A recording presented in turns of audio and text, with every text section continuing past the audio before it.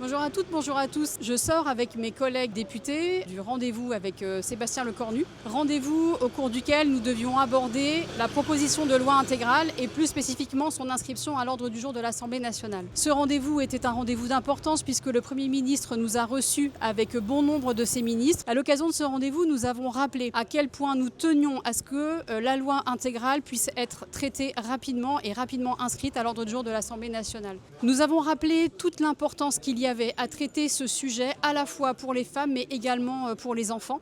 Et nous ne souhaitons pas que des mesures spécifiques pour les enfants soient prises tandis que les femmes seraient laissées de côté. Le Premier ministre a été à l'écoute de cette demande. Nous avons rappelé que la dimension intégrale de la loi avait toute son importance puisque le texte que nous avons déposé traite de la question des violences depuis la prévention jusqu'à la sanction et à l'accompagnement des victimes. Le Premier ministre a montré un intérêt certain à nos propos. Il s'est engagé à nous revoir après le 14 juillet. Il s'est également engagé à s'appuyer sur les travaux qui sortiront du Conseil d'État. Je rappelle que depuis vendredi, nous avons pris la tâche du Conseil d'État avec lequel nous allons rebalayer la proposition de loi pour s'assurer que l'ensemble des mesures sont viables et peuvent être examinées dans les meilleures conditions possibles à l'Assemblée nationale. Sur la question budgétaire, qui évidemment est un point crucial, qui est largement évoqué ces derniers jours. Le Premier ministre a rappelé que depuis plusieurs années maintenant, le budget de la justice avait augmenté en raison de besoins et d'un rattrapage structurel. Il n'a pas vu de difficultés particulières à poursuivre cet effort,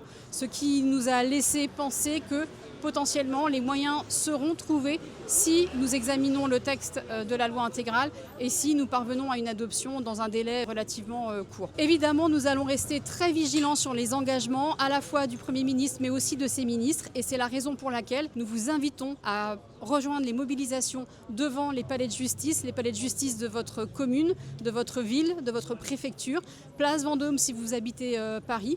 Il est important que la société reste mobilisée pour réclamer cette loi intégrale et pour qu'elle soit inscrite enfin pour protéger nos enfants et les femmes des violences.